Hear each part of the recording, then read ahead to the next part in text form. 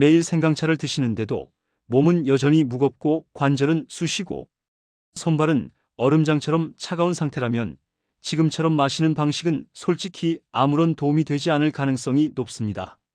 저는 이민호라고 합니다. 오랫동안 중장년층과 노년층의 만성염증을 연구해온 박사입니다. 제가 현장에서 가장 안타깝게 보는 장면이 있어요.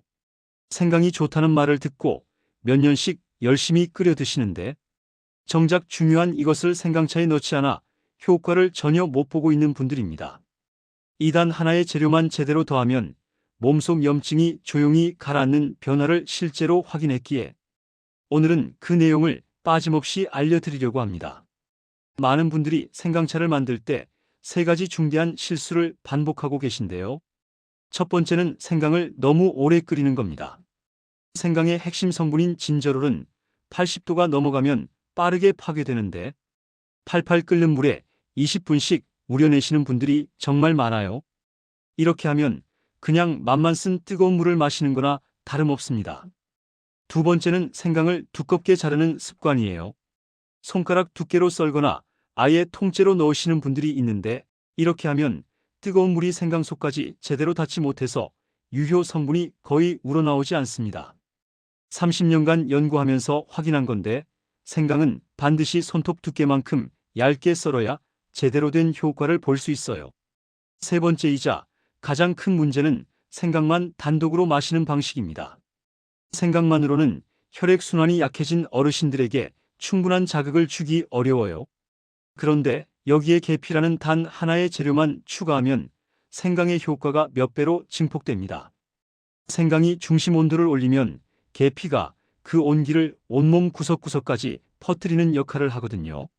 실제로 제가 만난 72세 김숙자 어르신 같은 경우 몇 년째 생강차를 마셨지만 손끝은 여전히 차갑고 아침마다 몸이 천근만근이었어요. 그런데 이 세 가지 방법을 바로잡고 계피를 추가한 뒤 단 일주일 만에 손끝이 따뜻해지고 아침 컨디션이 완전히 달라졌다고 하시더라고요. 혹시 요즘 아침에 일어날 때 몸이 납처럼 무겁고 손발이 차가운 분들 계신가요? 해시태그 챕터 2. 그런데 제가 기억하는 한 분이 있어요. 바로 큰누님의 지인인 김숙자 72세 어르신이었습니다. 이분이 저한테 상담을 요청하신 건 작년 겨울이었는데 아침마다 몸이 천근만근이라 침대에서 일어나기가 정말 힘들다고 하시더라고요. 특히 손끝이 늘 얼음같이 차서 컵을 잡는 것도 어려울 때가 많았고 심지어 겨울철에는 두꺼운 장갑을 끼고도 손이 시려서 일상생활에 큰 불편을 겪고 계셨어요. 김숙자 어르신은 생강차가 좋다는 말을 듣고 무려 3년째 매일 아침마다 꾸준히 끓여 드셨다고 하셨습니다. 그런데 이상하리만큼 나아지는 건 하나도 없어서 혹시 자신의 몸이 너무 망가진 건 아닌지 걱정이 된다며 상담을 요청하셨어요. 제가 김숙자 어르신의 생강차 만드는 과정을 자세히 물어보니까 생강을 엄지손가락 두께로 썰어서 찬물부터 넣고 30분 가까이 팔팔 끓여서 드신다고 하시더라고요. 거기에다 꿀절임 생강을 미리 만들어서 냉장고에 6개월씩 보관해 두고 드셨던 거예요. 이민호라는 제 이름을 밝히며 김숙자 어르신께 설명드렸죠. 생강의 핵심 성분인 진저롤과 쇼가올은 고온에서 쉽게 파괴되기 때문에 30분씩 끓이면 거의 모든 유효 성분이 날아가 버린다고요. 그리고 두꺼운 생강은 뜨거운 물이 속까지 제대로 침투하지 못해서 겉면의 매운맛만 우러나올 뿐이라고 설명했습니다. 무엇보다 생강만으로는 혈액순환이 약해진 어르신들에게 충분한 온열 효과를 주기 어렵다는 점도 함께 알려드렸어요. 또 다른 분도 기억나는데요. 바로 제 연구소 근처에 사시는 박영수 68세 어르신이었습니다.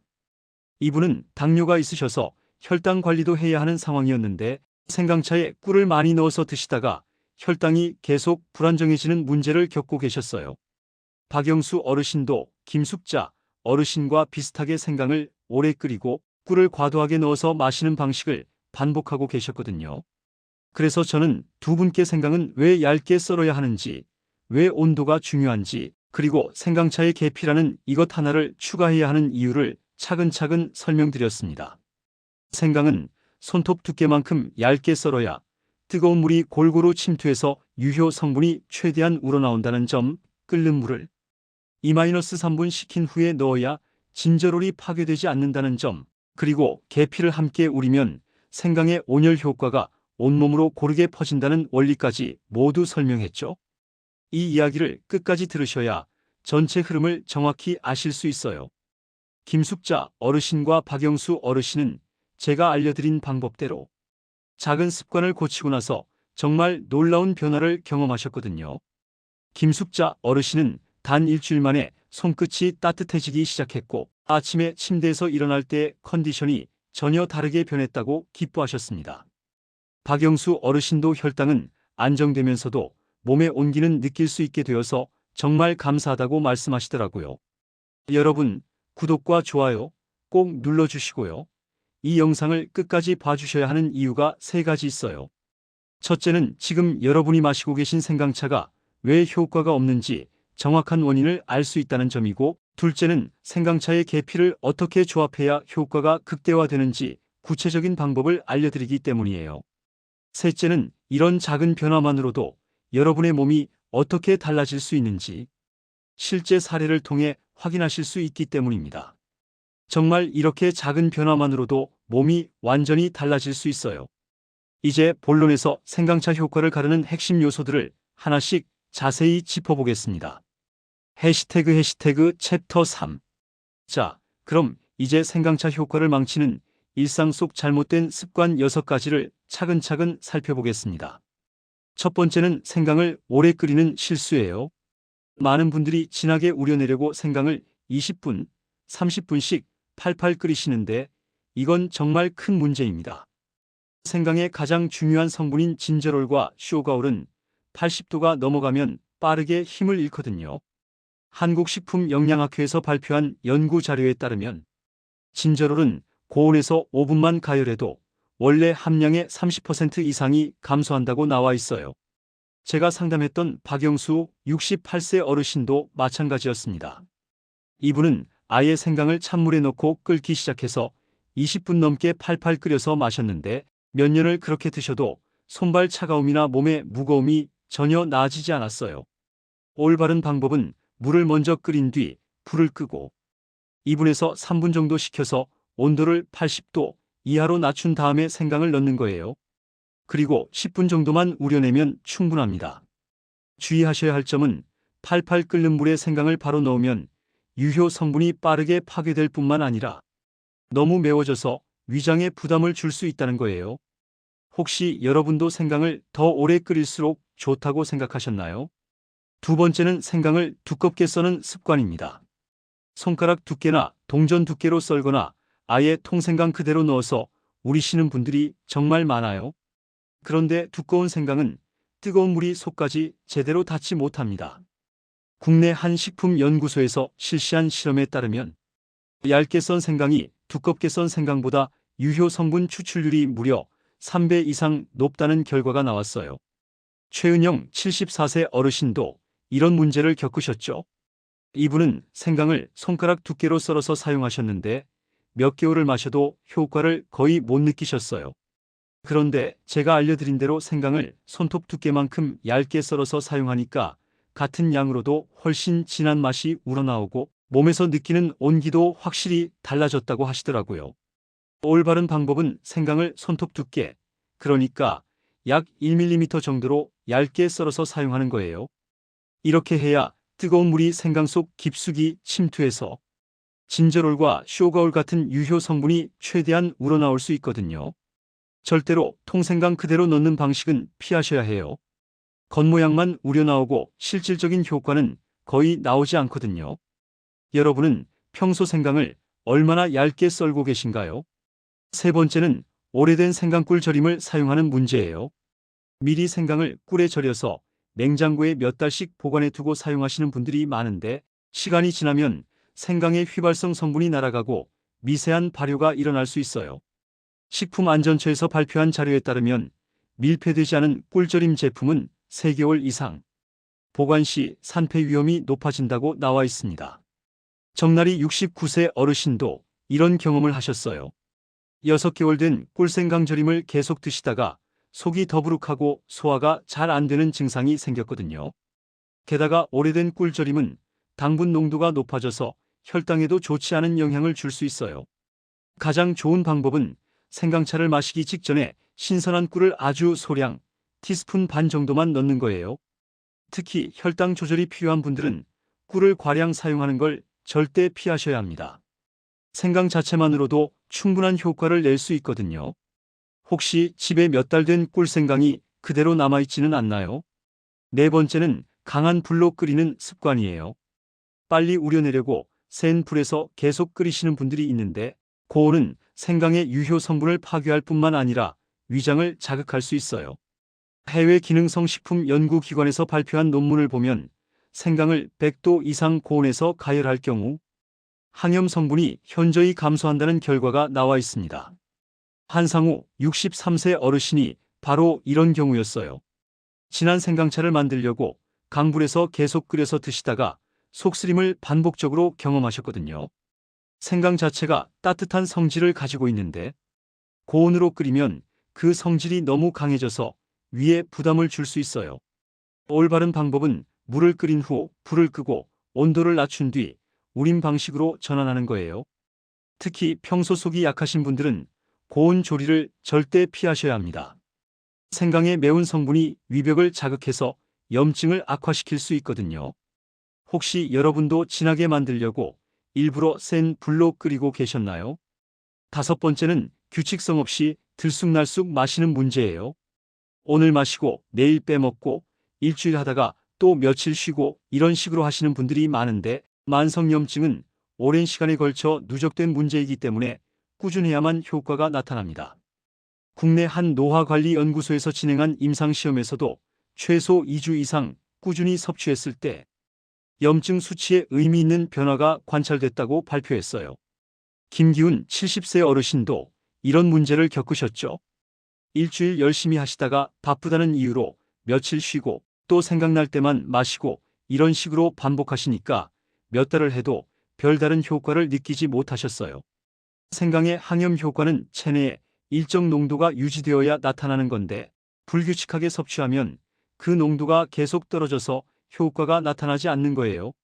올바른 방법은 아침 공복, 점심 식후, 취침 전 이렇게 하루 3번 일정하게 마시는 루틴을 유지하는 거예요. 하루 건너뛰기를 반복하면 효과는 거의 나타나지 않습니다. 여러분은 매일 일정하게 생강차를 드시고 계신가요?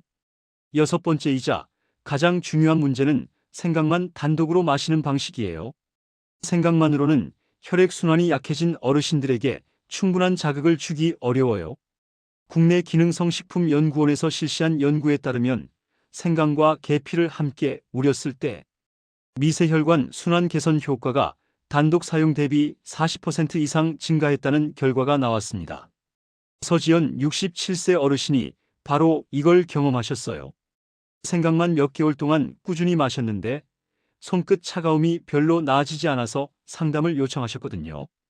그런데 제가 알려드린 대로 생강차에 계피를 함께 우려서 드시니까 일주일 만에 손끝 온도가 눈에 띄게 상승했다고 하시더라고요. 생강은 몸의 중심 온도를 올리는 역할을 하고 계피는 그 온기를 온몸 구석구석까지 퍼뜨리는 역할을 해요. 이 둘이 만나면 시너지 효과가 나타나는 거죠.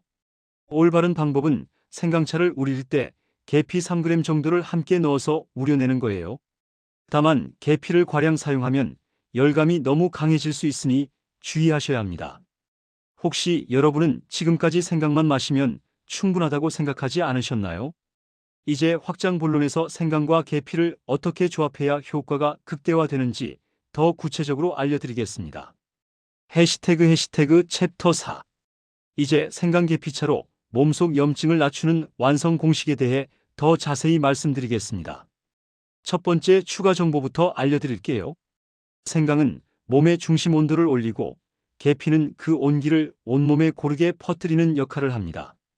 이 조합이 왜 중요하냐면 나이가 들수록 말초혈관 순환이 약해지는데 생강만으로는 그 끝까지 온기를 전달하기 어렵거든요. 하지만 계피는 약성이 상당히 강한 향신료이기 때문에 하루 3g 이상은 절대 사용하지 마세요. 과량 섭취하면 오히려 몸에 열이 과도하게 쌓여서 불편할 수 있어요.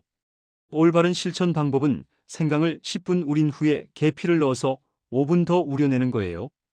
혹시 지금까지 계피를 생강차에 넣을 생각을 해보신 적 있으신가요? 두 번째는 계피의 미세혈관 확장 효과에 관한 내용이에요.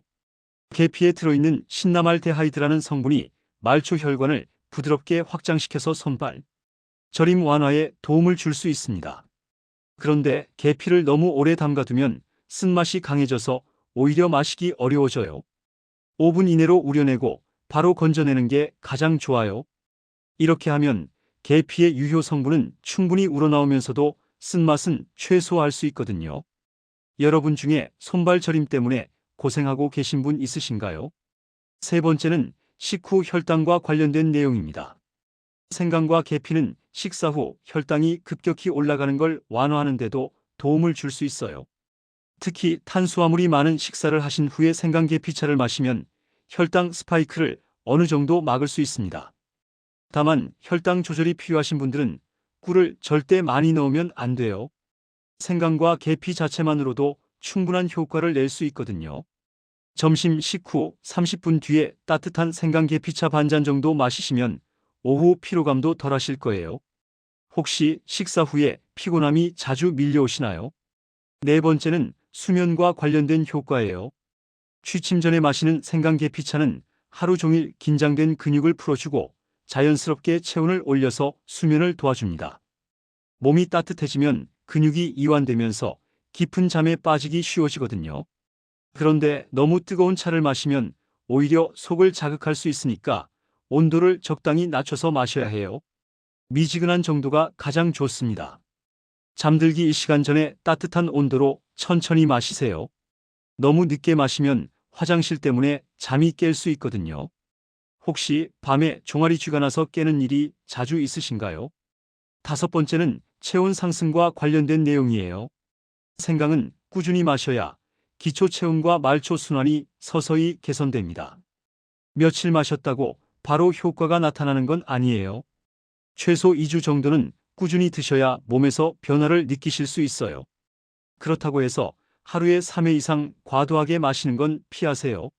생강도 따뜻한 성질이 강해서 너무 많이 마시면 오히려 몸에 열이 과도하게 쌓일 수 있거든요. 아침 공복, 점심 식후, 취침 전 이렇게 일정한 루틴으로 유지하는 게 가장 효과적입니다. 여러분은 오늘부터 어느 시간대에 생강 계피차를 챙겨서 드셔보실 생각이신가요? 여섯 번째는 계피 선택에 관한 팁이에요. 계피에도 여러 종류가 있는데 가능하면 베트남 계피나 실론 계피를 사용하세요. 중국 계피는 쿠마린이라는 성분이 많아서 장기 복용 시 간에 부담을 줄 수 있어요. 베트남 계피가 향도 좋고 몸에도 더 안전합니다.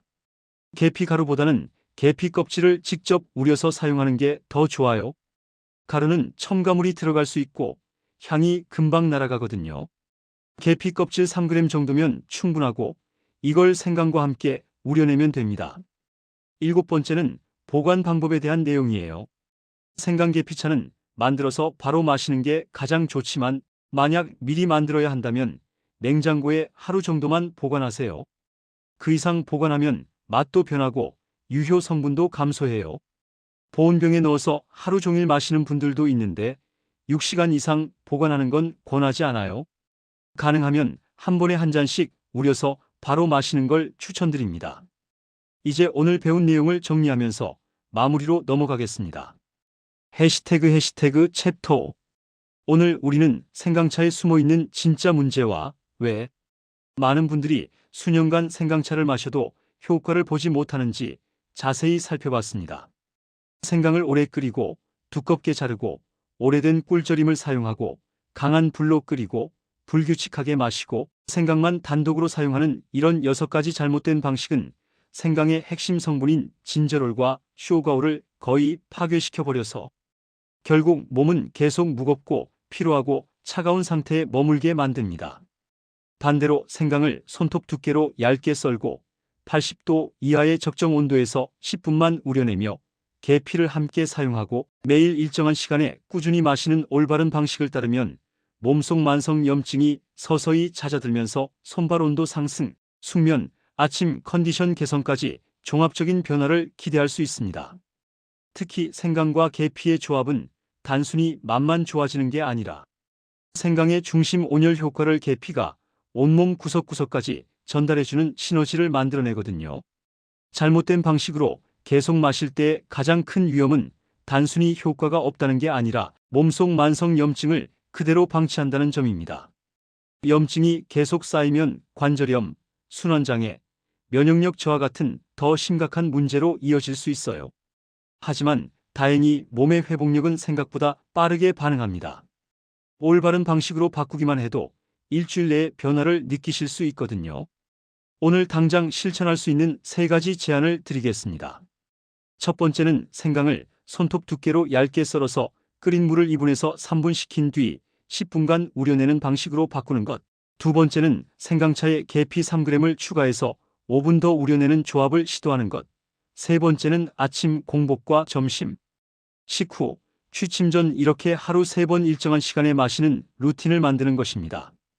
이 3가지만 제대로 따라 하셔도 지금까지와는 완전히 다른 결과를 경험하실 수 있을 거예요.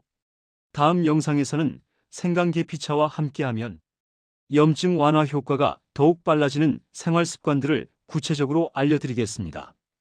특히 어떤 음식을 피해야 하고 어떤 운동을 추가하면 좋은지, 그리고 잠자리에서 할 수 있는 간단한 마사지 방법까지 실용적인 내용들로 준비해 두었으니까 구독 눌러서 놓치지 마세요. 여러분, 오늘 내용 중에서 어떤 부분이 가장 새롭게 느껴지셨나요? 그리고 지금까지 어떤 방식으로 생강차를 드셨는지 댓글로 공유해 주시면 다음 영상에서 개별적인 조언도 드릴 수 있을 것 같아요. 건강한 변화는 작은 습관에서 시작됩니다.